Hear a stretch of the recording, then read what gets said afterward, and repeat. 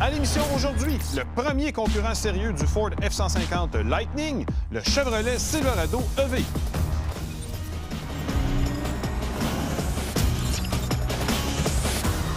Le fait que Chevrolet ait choisi une toute nouvelle plateforme pour le développement de sa camionnette pleine grandeur électrique a permis des largesses que Ford n'a pas pu faire avec le Lightning. Absolument. Et c'est pour ça que le Silverado EV ne ressemble pas du tout à un Silverado régulier.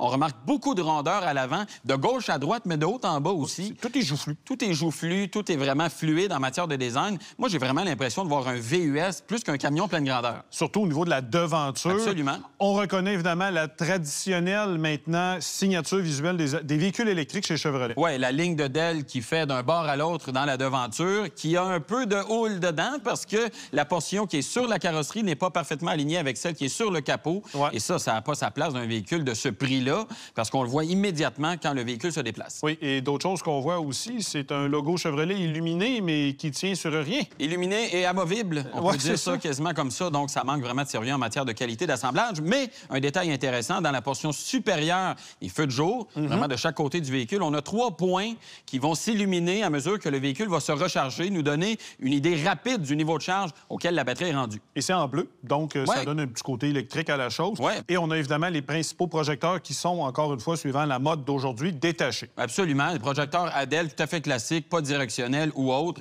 Ça a quand même une bonne qualité d'éclairage, mais disons qu'on n'est pas trop technologique de ce côté-là. Il y aurait place à amélioration, évidemment. Bon. Pare-choc très massif, évidemment, ça suit la grosseur du véhicule. Ouais. Il y a beaucoup de choses, il y a beaucoup d'étages aussi. Ça parle un peu plus aux gens qui sont à la recherche d'une apparence sportive. Oui. Et on le remarque vraiment dans la portion inférieure du pare-choc. 2 grilles assez massives, des gros empiècements de plastique aussi qui donnent beaucoup de texture à l'avant. C'est vraiment réussi, moi, je trouve, en matière de style, mais il y a une chose, il n'y a pas de crochet.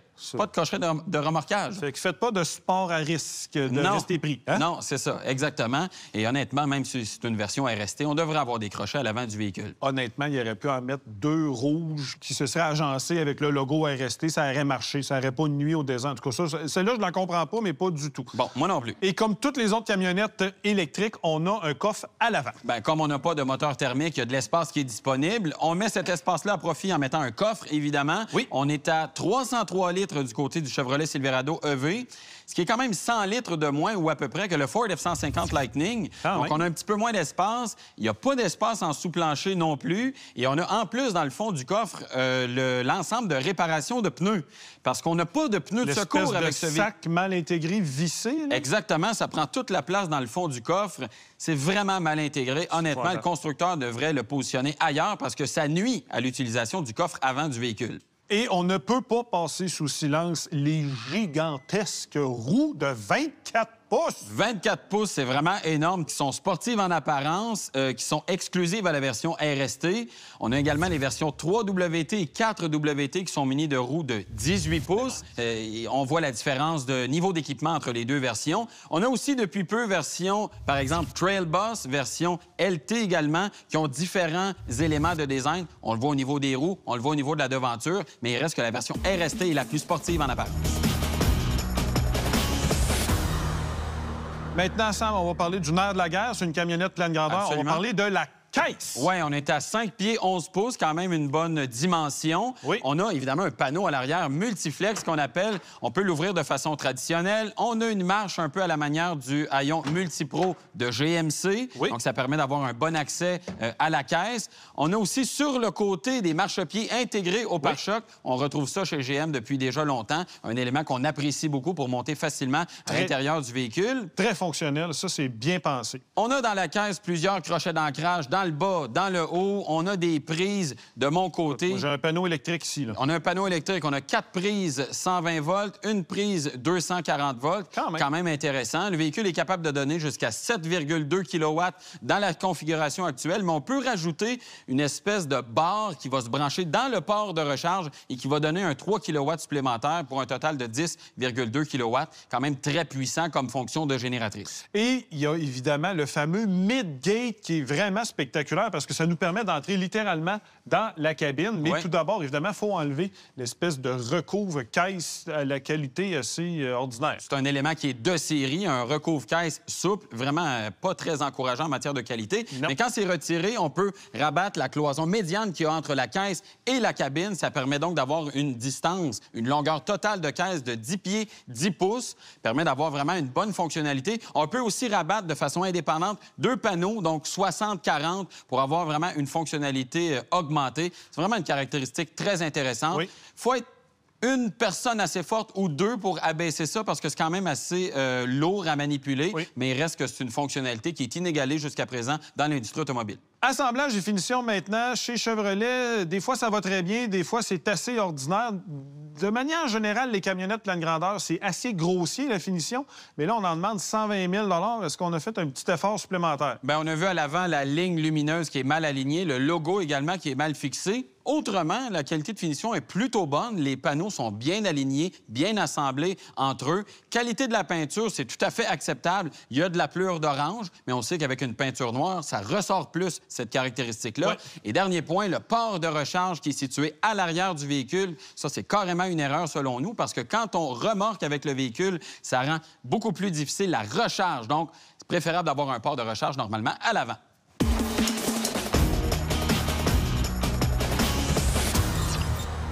Évidemment, le marchepied aide énormément pour monter à bord du Chevrolet Silverado EV pour la simple raison que le plancher est très épais en raison de la présence de la batterie. Quand on monte à bord, on n'a qu'à appuyer sur la pédale de frein pour faire démarrer le véhicule. Il n'y a pas de bouton de démarrage. C'est vraiment une fonctionnalité que Chevrolet intègre de plus en plus dans ses véhicules électriques et qui lui permet de s'harmoniser avec les véhicules les plus technologiques. Donc ça, c'est quand même intéressant. En position, on a un siège qui est plutôt ordinaire, honnêtement. Le recouvrement Evotex est pas vraiment convaincant. Ça a une finition vraiment très plastique. L'assise est très dure. Même chose pour le dossier. On a un bon support pour le dos, mais pour les jambes, c'est carrément manquant. Ils sont chauffants et climatisés à l'avant dans le cas de la version RST, mais il reste que moi, je m'attends à un meilleur confort de la part d'un véhicule d'un prix aussi élevé. Le volant est présenté de façon tout à fait classique. C'est assez beau, beaucoup plus proche d'une voiture, à mon avis. Les commandes sont vraiment faciles à manipuler, d'une bonne dimension. Et même derrière la branche gauche du volant, on a une palette pour contrôler le freinage régénératif, une fonctionnalité que Chevrolet a depuis déjà plusieurs années et qui est franchement efficace. Dans la portion supérieure, vous avez un empiècement de plastique. C'est ce qui cache la lumière de fonctionnement de la conduite semi-autonome Super Cruise. Instrumentation 11 pouces, excellente qualité graphique, 5 tableaux différents. C'est vraiment un modèle du genre. Honnêtement, c'est un sans faute pratiquement de ce côté-là. Et on a en plus un affichage tête haute de 14 pouces à bord du véhicule qui permet d'avoir une panoplie d'informations. La seule chose qui ne marche pas, c'est son intégration. Regardez-moi l'espèce de pièce de plastique qui prend toute la place devant le conducteur. Honnêtement, c'est vraiment disgracieux. Au centre, 17,7 pouces, c'est l'écran qui est en place, propulsé par Google Automotive System. Bonne qualité graphique, c'est facile de s'y retrouver pour la plupart des commandes. Quand on arrive parfois à des commandes un peu plus précises pour ajuster la tonalité du système de son, par exemple, ça m'a pris une demi-heure trouver les commandes. Ça, c'est vraiment un manque d'ergonomie qui est plutôt inacceptable compte tenu du fait que ce sont des commandes qui devraient normalement être faciles à trouver. Il n'y a pas Android Auto ou Apple CarPlay. Le constructeur a décidé de ne pas intégrer ça, mais on a plutôt Google Maps, Google Assistant, etc. Et on peut rajouter des applications. Une philosophie qui est plutôt discutable, à mon avis, parce qu'on devrait, en tant que consommateur, avoir la possibilité d'utiliser le système comme on veut, nommément avec Apple CarPlay, par exemple. Un peu plus bas, commande de climatisation très classique et la console centrale, on s'est inspiré très largement de RAM avec cette console-là. Dans la portion avant, on a un chargeur par induction, 2 prises USB, porte-gobelet ici, espace de rangement, mais vous avez accès à un espace de rangement beaucoup plus grand quand vous reculez le tiroir. C'est vraiment très spacieux. Et si vous voulez un peu plus d'espace de rangement, vous pouvez soulever l'appui-bras. Vous avez encore une fois beaucoup d'espace, mais je déplore le fait que l'appui-bras ne se soulève pas assez. Il me semble que ce serait simple d'envoyer l'ouverture un peu plus vers l'arrière pour faciliter l'accès. Espace de rangement pour le reste, mais vous avez devant le passager une très belle tablette qui permet d'y déposer une foule de choses. Et dans dans les portières, de très grands espaces de rangement. Donc, on a vraiment réussi le côté fonctionnel à l'avant du véhicule. La présentation générale, moi, je trouve que c'est réussi. C'est assez flamboyant avec les écrans qui prennent beaucoup de place à l'intérieur du véhicule. Ce que je déplore, par contre, c'est la qualité de finition qui est quasiment désastreuse. Regardez, je manipule les commandes de climatisation, ça tient un brin sur rien. Les plastiques, vraiment de très mauvaise qualité. Les surpiqûres devant le passager, là, ça s'en va tout croche. Tant qu'à voir ça, on est quasiment aussi bien de pas en avoir. Place arrière, maintenant, on a énormément d'espace pour les jambes, la tête, les épaules. Très beau toit vitré également qui apporte une bonne luminosité à bord. C'est la banquette qui ne fonctionne pas. L'assise est vraiment très, très dure. On n'a à peu près aucun support latéral, donc le confort est vraiment limité. Et en matière de commodité, à part les buses d'aération, on a des prises 120 volts et 2 prises USB-C, siège chauffant, mais ça s'arrête pas mal là. Donc, il y a vraiment un laxisme qui est très apparent à l'intérieur du Chevrolet Silverado EV.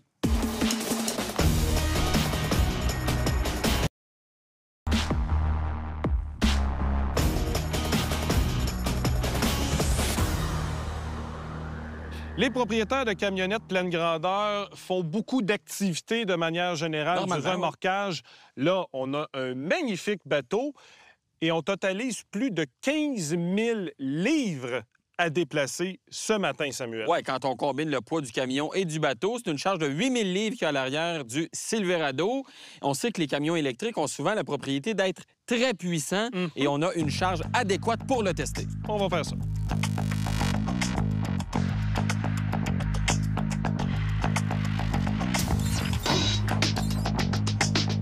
Samuel, on est à bord de l'une des camionnettes les plus puissantes en vente actuellement au pays. Absolument. Et comme on a une charge qui est très lourde à l'arrière, le véhicule en lui-même est très lourd. Pour délier toute la puissance de la mécanique, je vais bénéficier des modes de conduite, évidemment.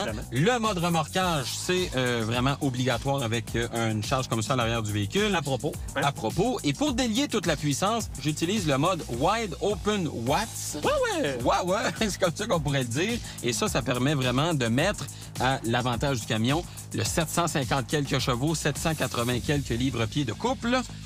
C'est quasiment indécent. Oh. J'embraye le véhicule et on entend une petite musique qui nous rappelle qu'on est prêt à décoller. Et tiens-toi bien, tu vas voir, ça travaille fort. Oh. L'avant se soulève du véhicule. Vraiment? Mais ça se fait vraiment tout en linéarité. Mais j'ai un effet de coupe, là, ça n'a pas d'allure. Ça n'a pas de bon sens. Marche pas, là. C'est vraiment incroyable. C'est difficile de contrôler le camion en pleine accélération. Puis même la remorque à l'arrière, là, ça danse à gauche, à droite. Ça marche pas. C'est obligatoire. Tout, ça, c'est vraiment ce qui fonctionne pas parce que la puissance, elle est là, on l'a bien senti. Et le temps le prouve. Avec la charge, je rappelle, là, 8000 livres à l'arrière du véhicule, 8,3 secondes. Ben voyons. C'est extrêmement véloce. Et sans charge, on est à 4,4 secondes. C'est très rapide pour un véhicule de ce poids-là. Fusée. Et on a fait l'épreuve du 50-80 extrêmement pertinente comme épreuve pour démontrer la capacité à s'insérer sur l'autoroute, par exemple. Avec la charge, on est à 2,6 secondes. Et sans charge, on est à 1,4 secondes. Ça va. Ça va. C'est d'une puissance quasiment démesurée. Donc, la mécanique fonctionne très bien. On a une puissance qui est à disposition, mais j'ai vraiment pas aimé la sensation avec la direction. Ça me semble dangereux. Par contre, au niveau des sensations, moi, ce que j'ai aimé, avec une motorisation électrique, on n'a pas le désagrément d'une motorisation thermique. Le moteur qui râle, les coups dans la transmission. Non. Là, tout est fluide, tout est en puissance. Beaucoup plus agréable d'un point de vue de l'expérience. Absolument.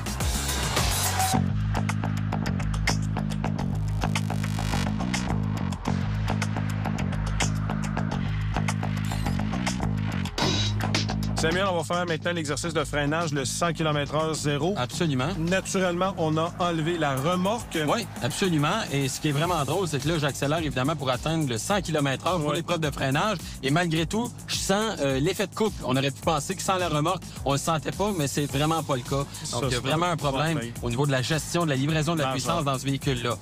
Pour le freinage, maintenant, il faut bien sûr noter que c'est un véhicule qui est très lourd. Oui. Des composants de frein qui sont pas particulièrement gros non plus. Non. Quand Michael a fait la fiche technique, j'étais un peu inquiet. Et là, il faut se dire aussi que c'est un véhicule qui est appelé à travailler. Donc, ça nous prend des composants qui vont donner une bonne performance au freinage.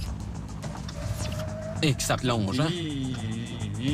l'ABS travaille pas bien non Et plus. puis que ça travaille fort, ça plonge, etc. Puis je vois même l'icône du système de stabilité qui entre en fonction comme pour vraiment restabiliser le véhicule. Sérieux? C'est assez bruyant aussi comme freinage. Je ne sens absolument rien dans la pédale de frein. C'est comme si je mettais le pied sur une éponge. Tout est mou. Oui. Mou. Suspension, sensation, les louvoiements. Oui, puis on sent que le véhicule est très lourd. Ça donne la sensation qu'on n'arrêtera pratiquement jamais. Ben oui. Et quand on regarde la distance, c'est à peu près ça qui arrive. 43,4 mètres. OK, c'est pas catastrophique, mais c'est trop long pour un véhicule comme ça.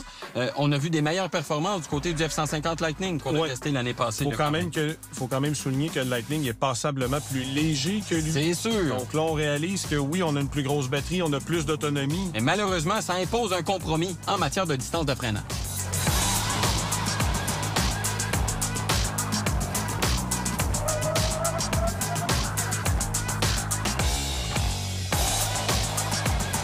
Samuel, quand on regarde les possibilités de configuration de ce véhicule-là, on a carrément l'impression qu'on peut être à bord d'un véhicule sport. Oui, on a l'embarras du choix. Quand on va dans les modes de conduite, on peut configurer le mode qui s'appelle « Mon mode », donc vraiment de façon très personnalisée. Je vais configurer la direction en mode sport, la suspension en mode sport, sensation d'accélération en mode sport et même le son du moteur en mode sport. Ah oui. Allons-y. Et ça devrait, j'imagine, nous aider dans l'épreuve de slalom. Je rappelle qu'on a 4 roues directionnelles. Oui. Ça aussi, ça devrait aider l'agilité du véhicule. Et grand angle aussi. Oui, à l'arrière. Par contre, tu es affreusement long avec un empattement de 3,7 mètres. Oui, absolument.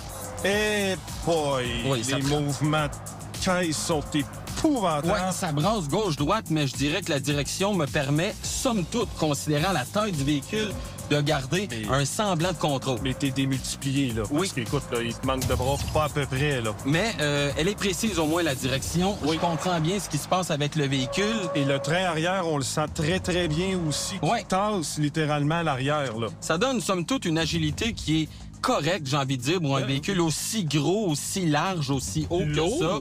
Aussi lourd également, parce que ça vient impacter normalement négativement le comportement routier du véhicule.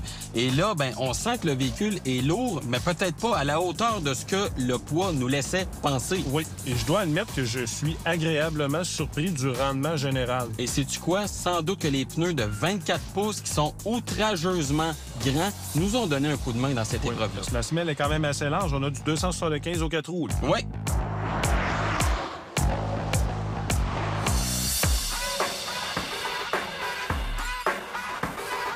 Peut-être suis-je un peu naïf, mais j'ai l'impression que ça pourrait bien aller à l'épreuve d'évitement d'obstacles. Écoutez, on a une bonne direction aux 4 roues, ça va nous aider. Un système de freinage qui est peut-être un peu longuet, mais qui, néanmoins, je l'espère, va me permettre de garder un bon contrôle sur le véhicule. 90 km/h, tous les systèmes de stabilité activés. Je voudrais pas être à la place de Sam en ce moment. On vous le répète souvent, l'exercice de l'évitement d'obstacles est extrêmement exigeant pour un véhicule. C'est un exercice qui est extrêmement difficile avec une camionnette pleine grandeur. Imaginez au poids de celle-là.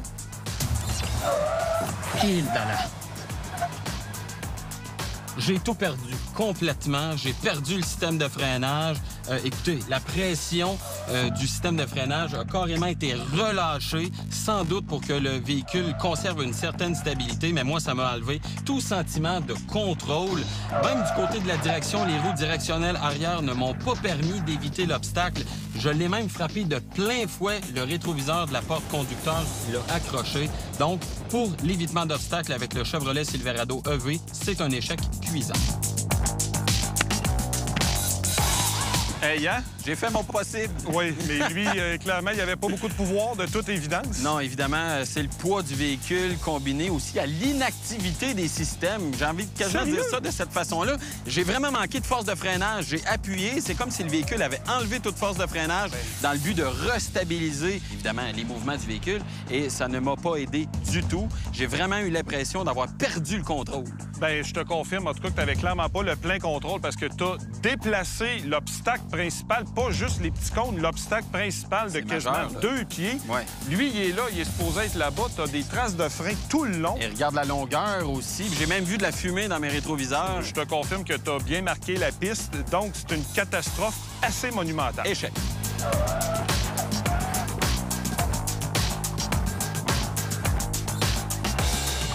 Traditionnellement, les véhicules GM ont une bonne performance à l'épreuve de freinage automatique d'urgence sur la piste de Charlevoix. Ici, on a un fonctionnement qui est tout à fait classique. On a un radar qui est à l'avant du véhicule, une caméra qui est au sommet du pare-brise et les paramètres de fonctionnement, c'est de 8 à 80 km/h pour les piétons et les cyclistes et de 4 jusqu'à la vitesse maximale pour les véhicules. On fait l'épreuve à 60 km/h. Ça vibre dans mon siège. Et là là! Donc, j'ai eu un avertissement avec une vibration dans le siège. Même chose, un avertissement visuel dans l'affichage tête haute, mais il n'y a absolument aucun freinage qui s'est opéré. J'ai dû freiner moi-même pour limiter la collision avec l'obstacle.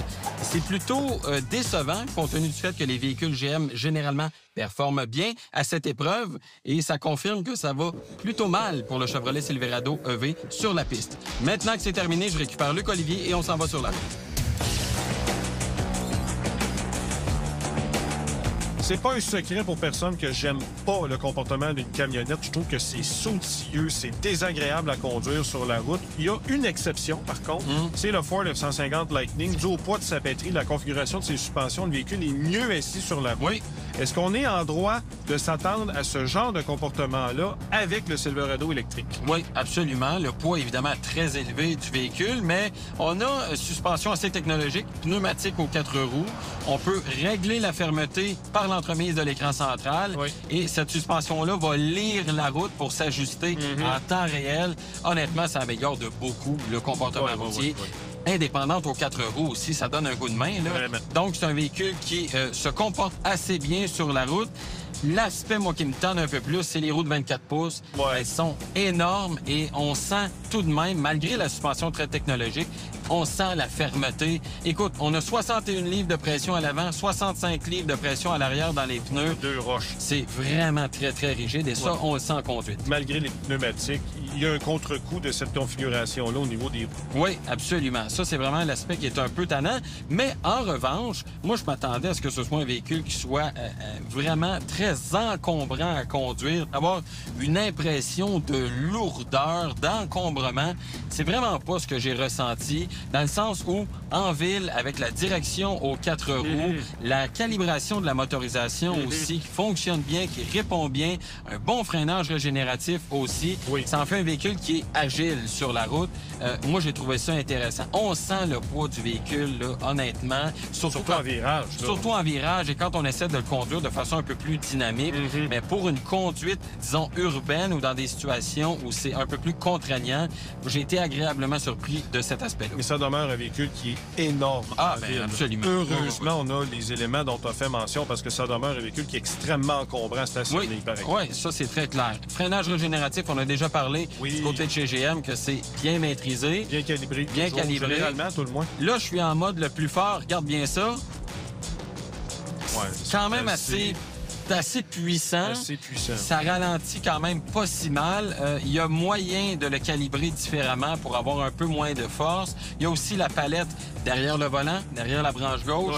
Donc, il y a vraiment plusieurs façons d'utiliser le freinage régénératif. On a la conduite à une pédale en ce sens qu'on peut se rendre jusqu'à un arrêt complet. Ça, c'est très bien. C'est donc un aspect qui est maîtrisé par Chevrolet et on l'exploite bien dans ce camion-là. Bon, on a plusieurs technologies à bord, dont le fameux Super Cruise. Oui. Et là, on a le forfait complet des fonctionnalités du système. Oui, on a bien sûr la vitesse qui va s'adapter au véhicule qui va être devant nous, le suivi de voie en mode main libre, changement de voie automatique, même la conduite main libre avec une remorque à l'arrière. Donc, on a toutes les fonctionnalités et ça fonctionne bien. On l'a déjà démontré. C'est un système qui fonctionne relativement bien sur la route. Oui, bon, là, évidemment, on va parler de la consommation. Oui. Puisque c'est le nerf de la guerre dans ce segment-là. Consommation et autonomie avec le Silverado électrique. Dans nos tests sans charge, on a eu 29,4 kWh au 100 km de consommation, ce qui est légèrement en bas de ce qu'on avait eu avec le Ford F-150 Lightning l'année passée. On était à 30. Puis moi, je m'attendais à beaucoup pire parce que c'est un véhicule qui est très lourd avec une grosse batterie. Je m'attendais à une consommation pas mal plus élevée. Surtout, ajoute à ça la puissance qui est démesurée. Donc, absolument. En fait, il n'aurait pas dû appeler ça RST, il aurait dû appeler ça ZR. Quasiment, en matière de puissance à tout le moins. Ça nous aurait donné une autonomie projetée de 697 km, ce qui est très proche des 708 annoncés par le constructeur. Donc, ça, c'est une réussite de ce côté-là. Et bien sûr, on a vu une remorque un peu plus tôt aujourd'hui. De tout près de 8000 livres. De tout près de 8000 livres. Il a fallu l'amener de Québec jusque dans Charlevoix. C'est moi qui ai fait cette tâche-là. J'ai eu 67 kWh au 100 km de consommation. Disons que c'est pas mal plus élevé. C'est sûr que les côtes de Charlevoix ne pardonnent pas pour une consommation. C'est sûr, mais il faut rappeler quand même qu'en descendant, on recharge quand même parce qu'on tombe en freinage régénératif. Tout ça mis dans l'équation, on aurait eu une autonomie d'un peu plus de 300 km, ce qui est quand même pas si mal compte tenu de la charge très élevée qu'on avait à l'arrière du véhicule. Et c'est encore un aspect qui place le Chevrolet Silverado EV en avantage par rapport au F-150 Lightning, avec lequel on avait eu une autonomie en mode remorquage quand même passablement plus faible.